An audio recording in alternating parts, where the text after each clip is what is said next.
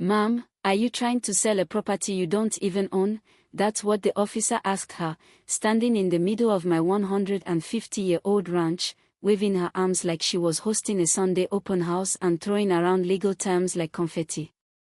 I didn't even know what was happening until I saw Moonrise Ranch, my family's ranch, listed online, for sale, with pictures taken from angles only someone who trespassed could have gotten. And the name on the listing: Beverly Whitmore, HOA president, self-proclaimed real estate expert, and, apparently, full-time delusional. Now, I didn't go ballistic.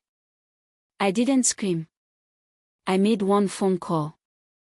And a few days later, Beverly came home to find her locks changed, her gate chained, and a legal notice stuck right in the middle of her front door. She learned the hard way that when you push the wrong person, especially someone with time, generational land, and a long fuse, you don't just lose the battle. You lose your house. Let me back up a second. My name's Marcus Thompson, and up until a year ago, I was just another exhausted software engineer chewing through startup deadlines in downtown Austin. Then my grandfather passed and left me Moonrise Ranch, a beautiful chunk of history just outside the city, with oaks older than the state itself and the kind of silence you don't realize you've been missing until you hear it again. At first, it felt like inheriting a burden I didn't know a damn thing about: land maintenance or zoning laws. I knew code and coffee, not cows and compost. But the second I stepped onto that dry porch and looked out across the old fencing, something shifted. 3 days in, she showed up. Clipboard, suit, that tight smile like she was trying not to breathe the same air as me. "Mr. Thompson," she said, "your property, while not technically in our HOA, does fall under community aesthetic influence due to adjacency." I blinked. "I'm sorry, what now?" She explained that, basically, my land looked too rustic and it was throwing off the vibes for her HOA members. When I told her politely that this ranch had been here a full century before her subdivision was even paved, she smiled and said, "That's precisely why we need to elevate it." I laughed. First and last mistake. Because after that, Beverly saw me as weak. And weak meant manageable. She came back. Again and again. Each visit came with more nonsense: a warning about my truck being non-conforming in color, a note about my barn being a visual disturbance, even a written complaint about the shape of my mailbox. She actually brought a tape measure to check if it was more than 42 inches off the ground. I'm not making this up. But nothing topped what happened next. One morning, I get an email from Austin Premier Properties, a generic real estate blast, you know, those ones you usually delete without blinking. But something in the subject line catches me: New Heritage Ranch listing in Sunset Hills. And there it is. My land. Moonrise Ranch. Listed for sale. Photos I never took. A fake description about estate settlement agency. And guess who the agent was? Beverly freaking Whitmore. I nearly dropped my coffee.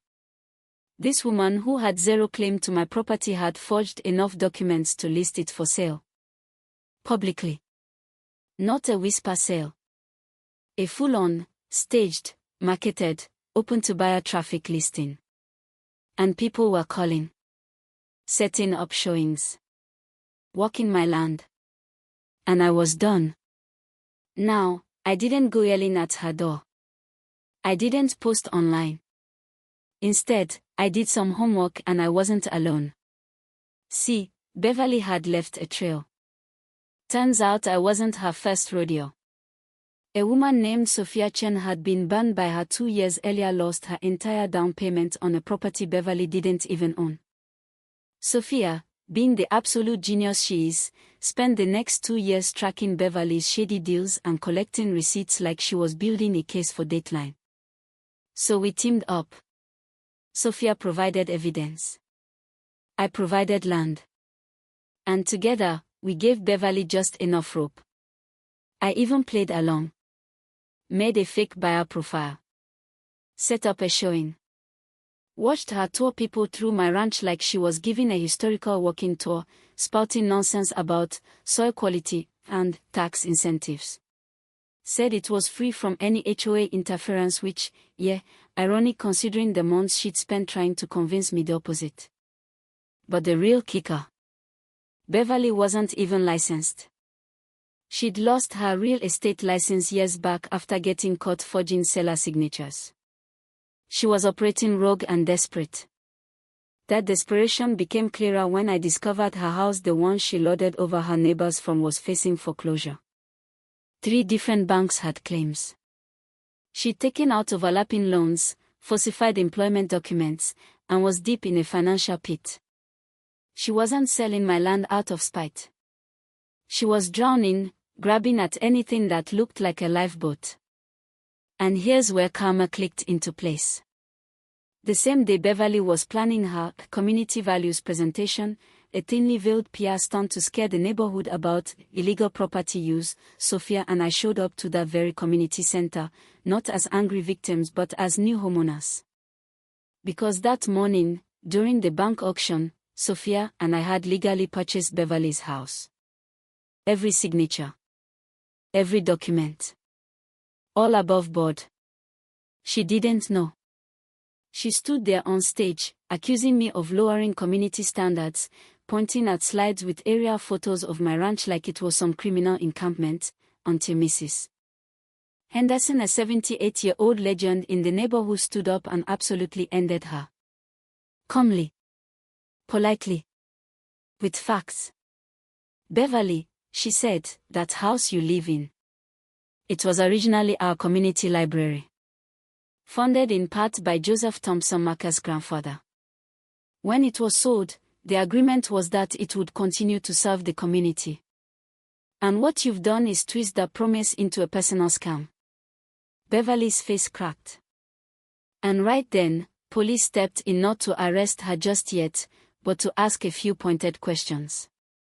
Turns out the FBI had already been watching her, waiting for her next move. But here's the twist. Beverly didn't run. She didn't scream.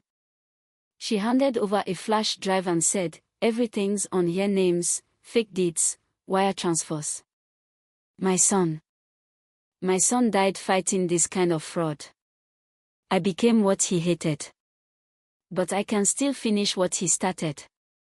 I'll admit. I didn't expect that. And today, that house we bought, we turned it into the David Whitmore Legal Aid Center. Named after her son. Beverly teaches fraud prevention there now. Yeah. Seriously. From predator to protector. So, I gotta ask. Was she evil or just broken by grief and desperation? Can someone who's caused so much damage ever truly make things right? Let me know what you think down in the comments. Because in the end, justice isn't always a courtroom slam. Sometimes, it's a second chance done right.